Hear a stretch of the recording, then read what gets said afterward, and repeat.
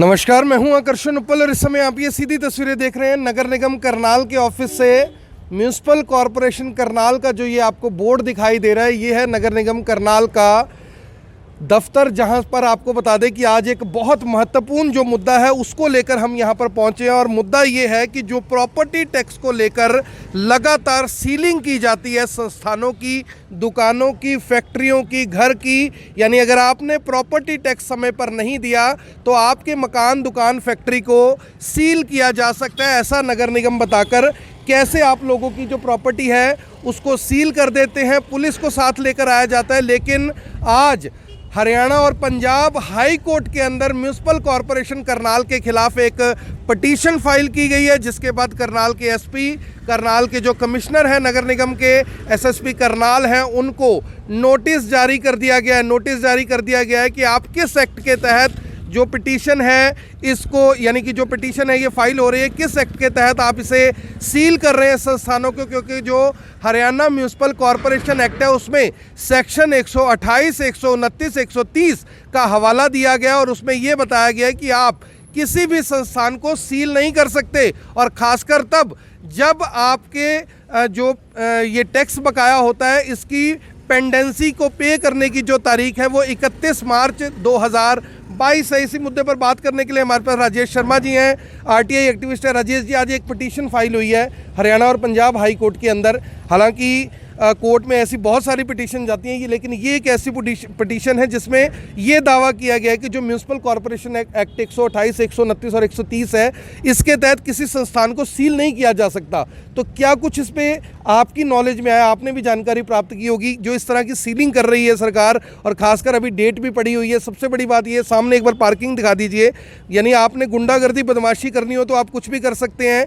Parking को अपनी parking, private parking में तब्दील कर सकते हैं। आप चाहें तो किसी की दुकान, मकान, फैक्ट्री को सील कर सकते हैं, लेकिन कानून की कोई पालना नहीं करना चाहते। क्या मामला सामने? देखिए, जैसा कि अभी आपने दिखाया है कि माननीय Punjab and Haryana high court ने एक नोटिस जारी किया है। वो 1-2 दिन में या शायद जल्दी इनको सर्व हो जाएगा म्यूनिसिपल कॉरपोरेशन करनाल को, जिसमें प्रॉपर्टी टैक्स को लेकर जो पेटिशनर है उसने वहाँ पर अपील की है। और उसमें ये कहा गया है कि अपना 31 मार्च तक सभी को अपना टैक्स पे करने की छूट है। यदि 31 मार्च तक सबको टैक्स पे करने की छूट है रिबेट के हिसाब से, तो उससे पहले सीलिंग क्यों? तो ये एक बहुत बड़ा विषय है। मतलब टेक्निकल, ये सारा का सारा जो एक रिकवरी का प्रोसेस होता है वो टेक्निकल होता है। जैसा कि आपने बताया कि म्यूनिसिपल कॉरपोरेशन के सेक्शन बाइलाज का सेक्शन है 128, 129, 130, उसमें प्रॉपर प्रोसीजर दिया हुआ है।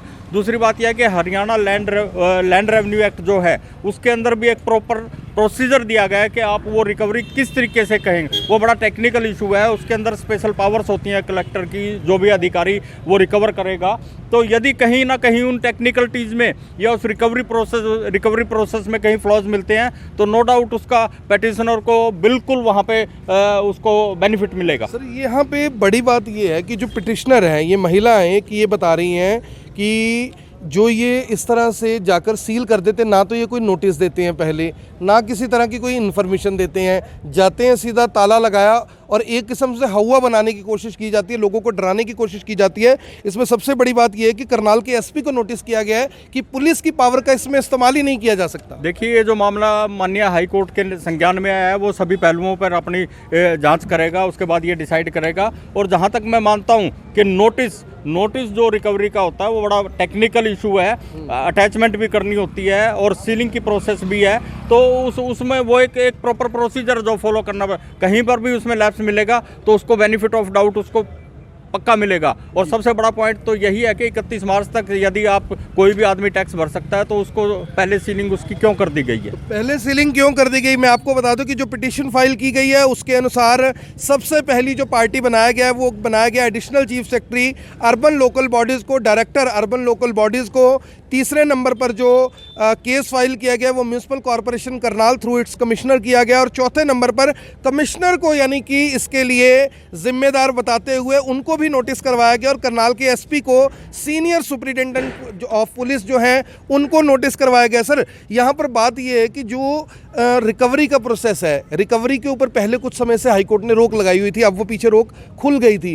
यानी जिस तरह से प्राइवेट कंपनियां अपने गुर्गे भेजकर इस तरह से लोगों को डराती है, धमकाती हैं, सरकार सरकारी तंत्र के थ्रू से ये सब कुछ करता है, भी डराओ धमकाओ और पैसा निकालो। हालांकि हम ये नहीं कह रहे कि लोग अपना पैसा अदा ना करें, लेकिन जब आप प्रॉपर प्रोसेस सरकार फॉलो नहीं करी तो प्राइवेट कंपनियां कहाँ फॉलो करेंगी? देखिए, मतलब सरकारी विभाग को कभी भी कोरेसिव मेथड अप्लाई नहीं करना चाहिए। ये तो एक टैक्स की रिकवरी है। टैक्स की रिकवरी के लिए मुझे नहीं लगता कि पुलिस को लेके जाना कोई उचित बात है। वहाँ पर जाओ, आप नोटिस भेजो उनके पास, और फिर उसका अगर कोई रिकवरी नहीं होती तो उसको लैंड रेवेन्यू एक्ट के तहत भी आप उसमें नोटिस भेज के रिकवर कर दे। एक प्रॉपर प्रोसीजर है। लेकिन जहाँ तक मैं मानता हूँ कि पुलिस को वहाँ पर भेजना एक कोरेसिव मेथड है, जो कि नहीं अपनाना चाहिए इतने बड़े विभाग को। और आप ये सामने देख रहे हैं कि ये देखिए हुड्डा की पार्किंग है, और ये यहाँ पर हम 5-6 बार ये आवाज़ उठा चुके हैं, लेकिन ये बनी जा रहा है। अपने के ऊपर ये कानून अपने अप्लाई नहीं करते, लेकिन जनता के लिए ये सब कुछ मतलब अपनाते हैं। तो गुंडागर्दी और बदमाशी पहले कहते थे कि पुलिस किया करती है, लेकिन अब नगर निगम के जो ताजे मामले सामने आ रहे हैं उससे कहीं ना कहीं ये लग रहा है कि जो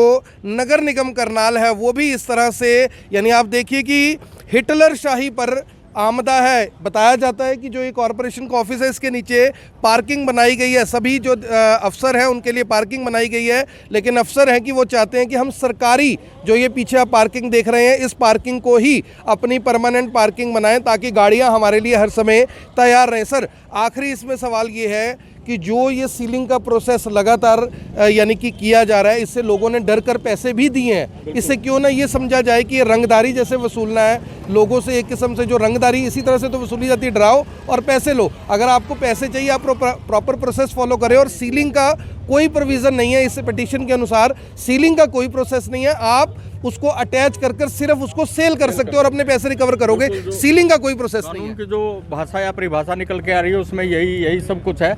और यदि आप किसी को जोर जबरदस्ती करके, ऐसे बहुत सारे केसेस भी आए हैं जो ये सीलिंग करने पुलिस के साथ चले गए और उन्होंने डर के मारे अपना पैसा वहां जमा करा दिया। जो सरकारी विभाग बिल्कुल होती है, जो सरकारी विभाग होता है उसको एक सरकारी तंत्र के हिसाब से रिकवरी करनी चाहिए। और कानून में हर चीज का प्रावधान है, हर चीज का प्रावधान है। डराना धमकाना मतलब उचित बात नहीं है। आप नोटिस भेजो, नहीं भेज रहे हो तो आप प्रॉपर तरीके से उनकी अटैचमेंट करो। अटैचमेंट नहीं कर रहे तो आप उनकी फिर बाद में सीलिंग भी कर सकते हो, रिकवरी कर सकते हो। रिकवरी का एक प्रोसेस है। राजेश जी एक बात बताइए, जो सीलिंग करते हैं आज तक इन्होंने एनडीआरआई को सील नहीं किया, सीएसएसआरआई को सील नहीं किया, मधुबन पुलिस कॉम्प्लेक्स है उसको सील नहीं किया। सरकारी विभागों के ऊपर तो पूरी नजर इनायत बनाई हुई है। प्राइवेट आदमी को ये निचोड़ते हैं, प्राइवेट लोगों को ये निचोड़ते हैं, डराते हैं, धमकाते हैं और उनसे पैसा उगाही करते हैं। और हम लोग समय समय पे ये आवाजें उठाते रहते हैं, करोड़ों रुपया अरबों रुपया, मतलब जैसे एनडीआरआई होगी, मधुबन हो गया, शुगर मिल हो गया, और मतलब जितने भी सरकारी ऑफिस है सबका लाखों से ऊपर करोड़ों में प्रॉपर्टी टैक्स ड्यू है। लेकिन इनकी हिम्मत नहीं होती। खाली ये एक अखबारी स्टेटमेंट दे देते हैं कि उनकी भी रिकवरी करेंगे। हाथ डाल के देखे ना, आम आदमी और सरकार के लिए अलग अलग कानून क्यों? कानून तो आम जनता तभी फॉलो करेंगे ना जब ये सारी चीजें अपने ऊपर अप्लाई करवाएंगे। ऐसे ही फायर एनओसी के ऊपर होता है, सरकारी विभागों के ऊपर कोई नहीं होती, ना कोई उनको नोटिस जारी करता। आम आदमी के गले में टेटवे में हाथ डाल देते हैं। ये गलत है बिल्कुल। इनको नियम कायदे कानून स्वयं भी फॉलो करने चाहिए। अब यहाँ तक आ ही गए हैं तो हमारे चैनल को सब्सक्राइब जरूर करें और नीचे दिए गए बेल आइकन को जरूर दबाएं ताकि हर खबर सबसे पहले पहुंचे आप तक।